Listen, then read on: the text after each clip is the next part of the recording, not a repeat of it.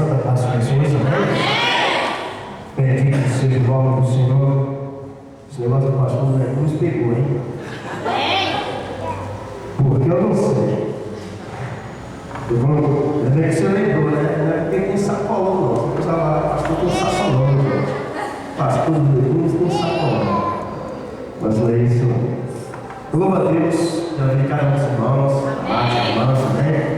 Mais uma vez, poder retornar esta casa, aonde todas as vezes que aqui vim, fui recebido com alegria, e muito bem recebido, né? Então, hoje, retorno a este lugar.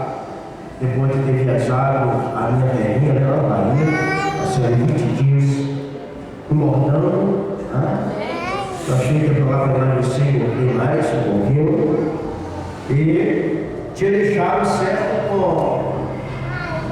Eu costumo falar de pastor, fico sem jeito, sério, né? Que quando retornasse, estaria aqui trazendo a palavra de Deus. Amém. E aprove Deus que fosse hoje. Glória ao Senhor Jesus. E quando a dupla estava cantando aqui, eu não sei o nome da dupla. Edmar e o Carlos. Edmar e Carlos, né?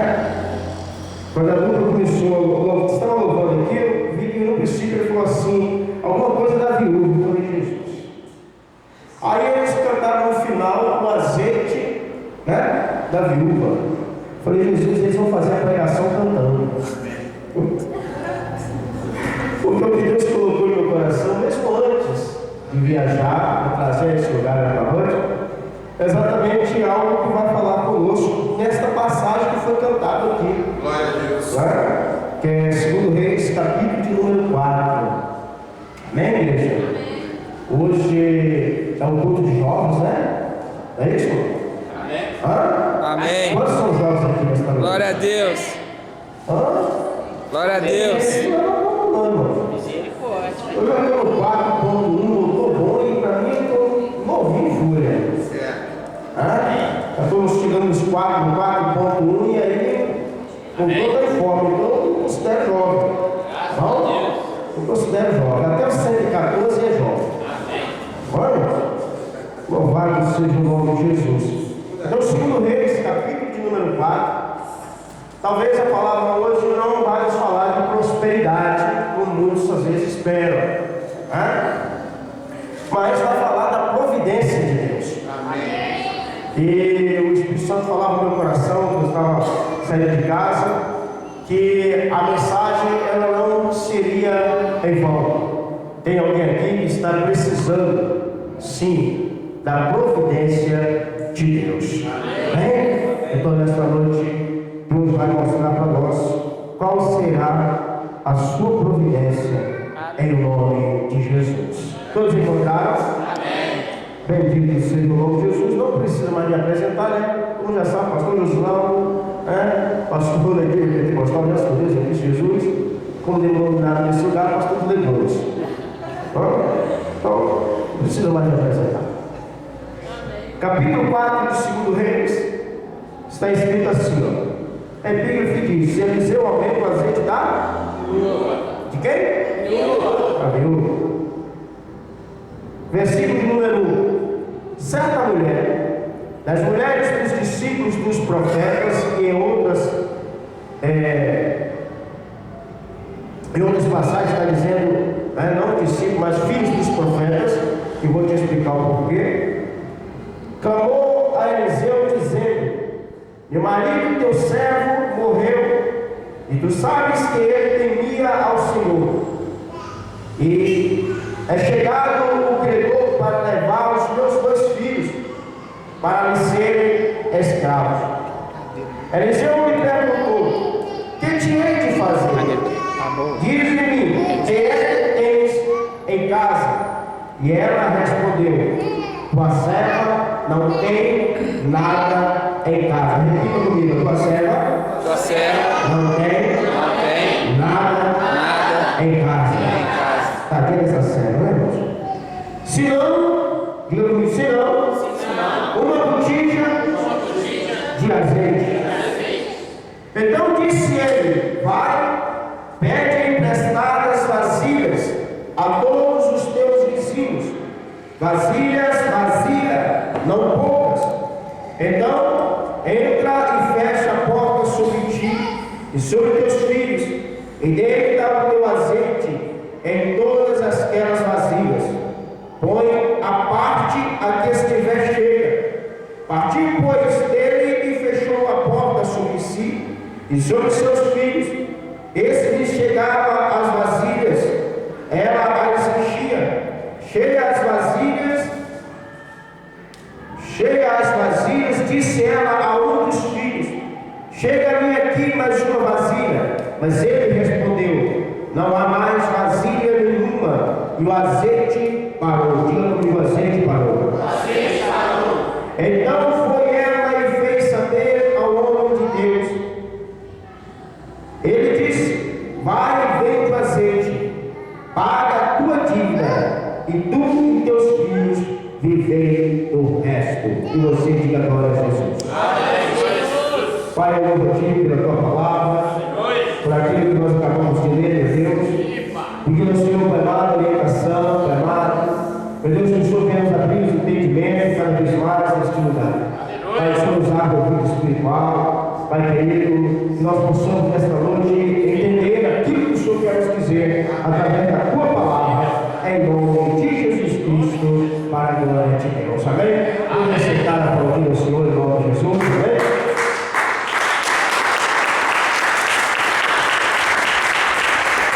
Glória a Jesus. Bendito seja o nome do Senhor. Aleluia. Como eu disse que algumas passagens estão escritas diferente, né? Umas diz filhos dos profetas e outras diz, como a minha diz, né?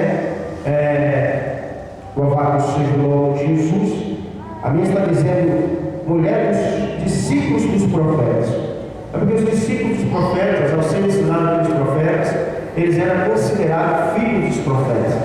Não é que aqui essa mulher era esposa de um filho do profeta. Não. Era discípulo que, ao ser ensinado pelos profetas, era considerado como filhos dos profetas. Por esta razão é que a Bíblia está dizendo filho dos profetas. Então, só uma explicação para a igreja.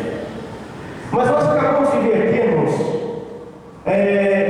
algo muito forte da parte de Deus e um ensinamento muito forte, muito assim, muito gostoso da parte de Deus para nós, para crente, para homem de Deus e para mulher de Deus.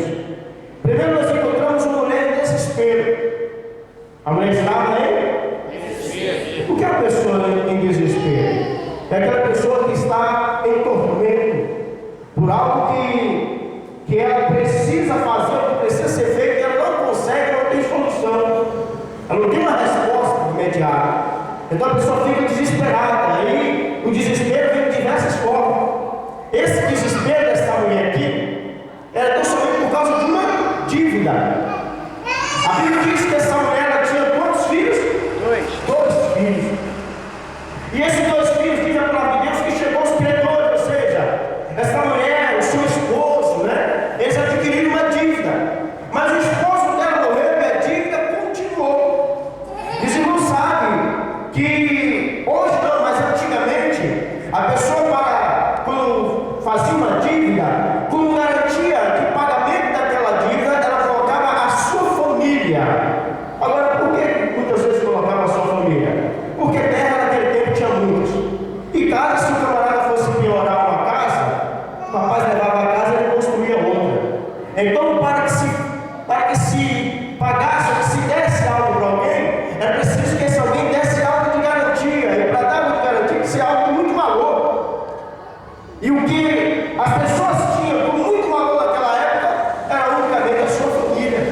Então, quando a pessoa ia fazer uma dívida, né, tomar um empréstimo, ele já sabia na documentação, ele colocava como pagamento daquela dívida. Caso não tivesse condição de pagar, o que for tirado era para a sua própria família. Caso é que a Bíblia diz que a palavra, né, a passagem do credor incompassivo, diz a palavra de Deus que ele devia 10.000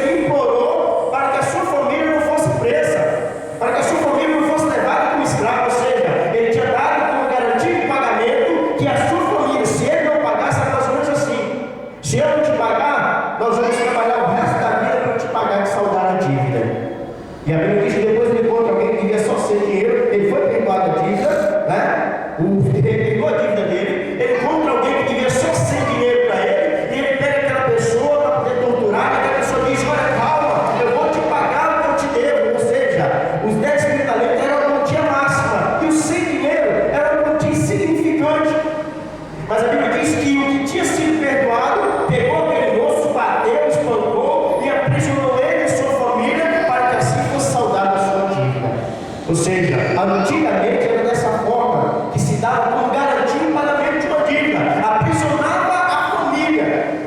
E a única maneira, ou seja, a única vez que libertava aquela família era após 50 anos. Agora, por que após 50 anos? Porque era o ano do jubileu. A cada 50 anos, quem adquirisse uma dívida era perdoado. Quem levasse a família de alguém preso por causa de uma dívida tinha que libertar. Quem adquiriu uma terra de alguém, uma casa de alguém por causa de uma dívida, tinha que devolver após os 50 anos. Era uma ordenança, ou seja, depois de 50 anos. Então o que nós vimos aqui? Nós vimos agora uma mulher viúva, né? Já era viúva, o marido já tinha morrido. A única coisa que ela tinha de valor para ela era 2 filhos e 2 jovens filhos. Mas a Bíblia diz que para saldar aquela dívida comparece na casa dela quem? Os credores. Aquelas pessoas que haviam emprestado, ou quem sabe, que tinham feito um crédito a ela, ao pai dela, ao esposo dela. Ela adquiriu aquela dívida, o marido morreu, não tinha como pagar, e agora? Os credores compareceram e queriam de qualquer maneira receber aquilo que a eles devia. Aquela mulher, a única solução dela foi procurar quem? O profeta. Mas algo que me chama atenção nessa passagem bíblica, igreja, algo que me chama muita atenção nessa passagem bíblica é que quando ela chega para o profeta faz algo diferente que muitas vezes as pessoas acham que para um milagre acontecer tem que ser feito. Ela chega para aquele profeta desesperado e diz: olha, os credores chegaram à minha porta para cobrar aquilo que eu devo, mas eu não tenho como pagar, eles querem levar meus 2 filhos como escravo. A atitude do profeta Eliseu foi a seguinte: dizer para ela: o que tens tu em casa? E eu, muitas vezes há essa pergunta ainda em nosso meio: o que tens tu em casa, mulher? A resposta daquela mulher foi a seguinte: eu não tenho nada, nós não temos nada em casa. Não foi isso que ela disse? Ela disse que não tinha? Não tenho nada, senão. Quando entra o senão, irmãos, aí eu imagino Deus se levantando. Ela disse que não tinha nada, tudo bem, mas ela disse que um senão ali, tem alguma coisa, senão uma botija de azeite. Foi só o que Deus precisava para operar um milagre naquela vida. Simplesmente uma botija de azeite. Mas voltando no credor, depois eu vou lá para concluir a mensagem, voltando no credor, né? Eu não sei você, mas eu mesmo já adquiri algumas dívidas. E a pior coisa que existe para uma pessoa que deve é quando o credor chega na porta para cobrar a sua dívida. Eu não sei se você já teve esse desprazer de ter uma pessoa na sua porta lhe cobrando algo que você deve, você não tem condições de pagar naquela hora. A humilhação que se passa. Porque tem alguns credores que chegam e até eles concordam: não, semana que vem eu volto aí, né? Aí semana que vem ele vem novamente, aí não vem, aí ele fala: não, olha, daqui a um mês eu estou voltando. Mas tem outros que não, tem outros que não aceitam, tem outros que chegam e querem levar alguma coisa de qualquer maneira. E hoje eu testemunhei isso dentro da minha própria casa, ou seja, na minha própria família, na casa da minha própria mãe. E o engraçado, que a semana, ainda 15 dias atrás, né, eu estava na Bahia, eu falei: Deus, algumas coisas, até hoje, algumas coisas continuam. Eu não sei aqui como que você chama aquelas pessoas que chegam na porta oferecendo, né, tapete, panela, a pessoa chega oferecendo toalha para você comprar. Não sei qual nome que vocês dão aqui. Aqui se dava credor, mas lá na minha terra, no interior da Bahia, chama homem da prestação. É assim aqui, moço? É não, né? Camelô, né? Camelô é hoje é a nossa gente. Mas antigamente, não, até hoje, lá na minha terra, no interior da Bahia, chama-se o homem da prestação. Quando o homem da prestação ponta na esquina, com aquele saco de coisa nas costas, aquilo tem gente que está devendo no desespero. Tem gente que está na dívida, que é um desespero tremendo. E há 15 dias atrás, eu lá na Bahia, ia chegando com a pasta na casa da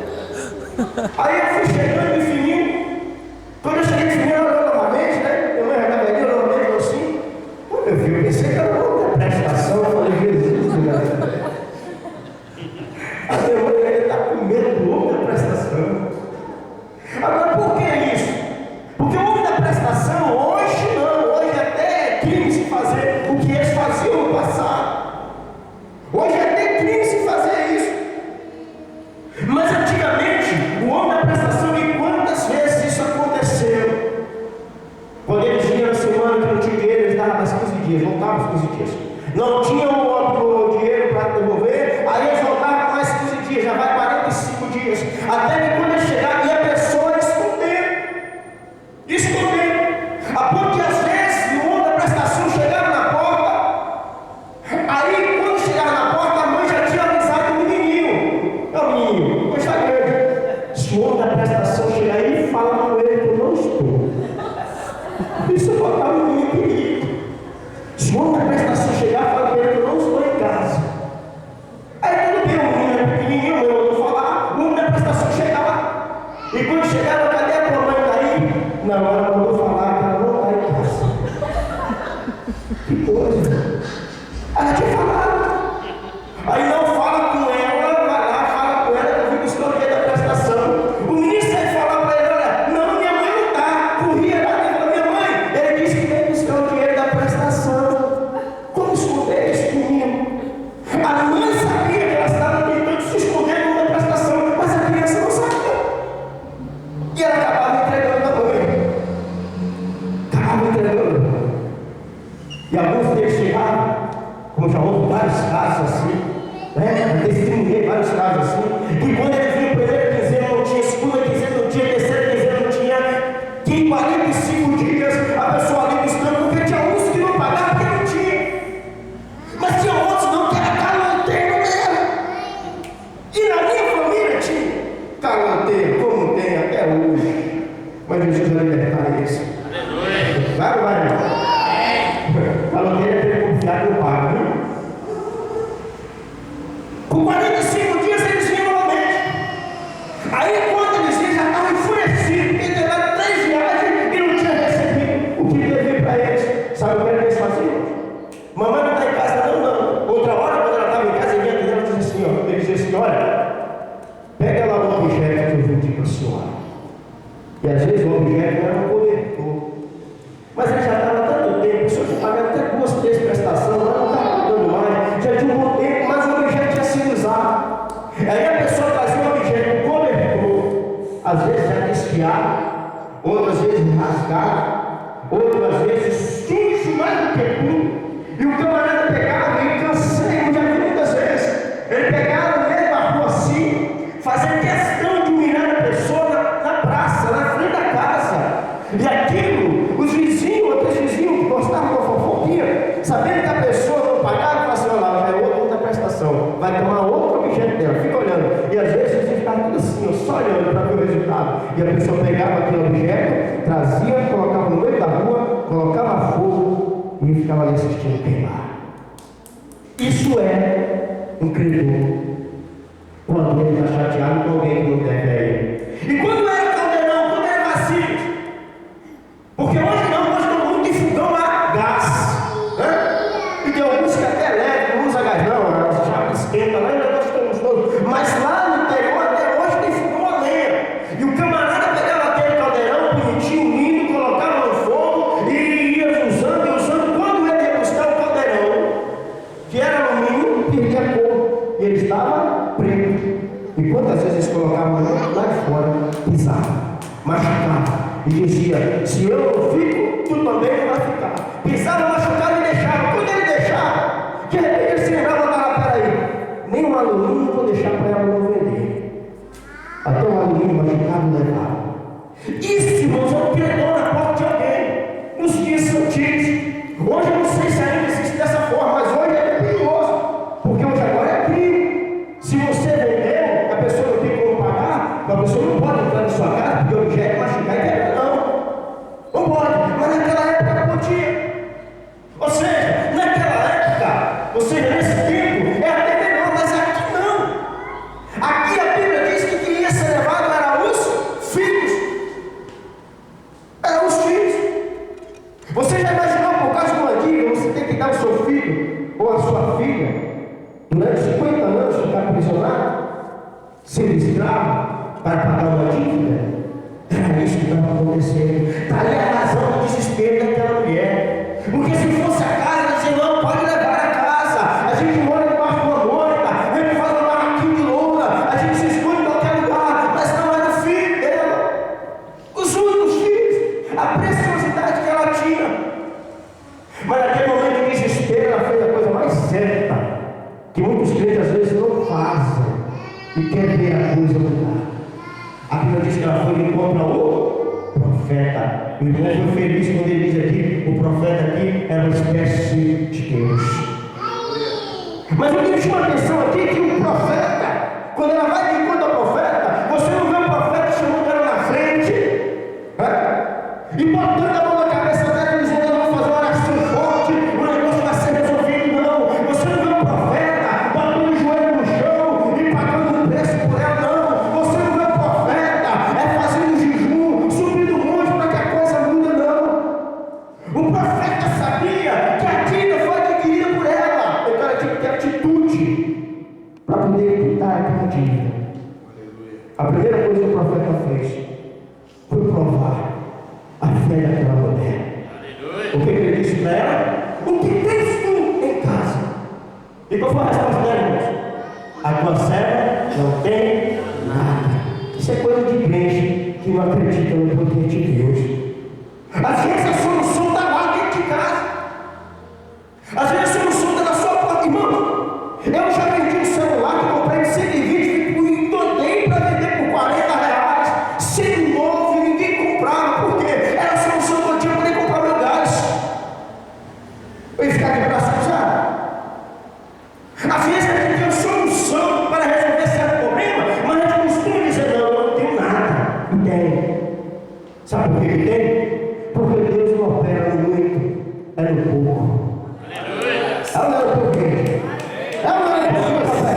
Então aprova o Senhor em nome de Jesus.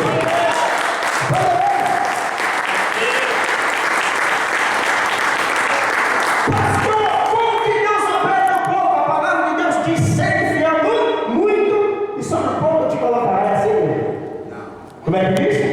Seja fiel no pouco e só no muito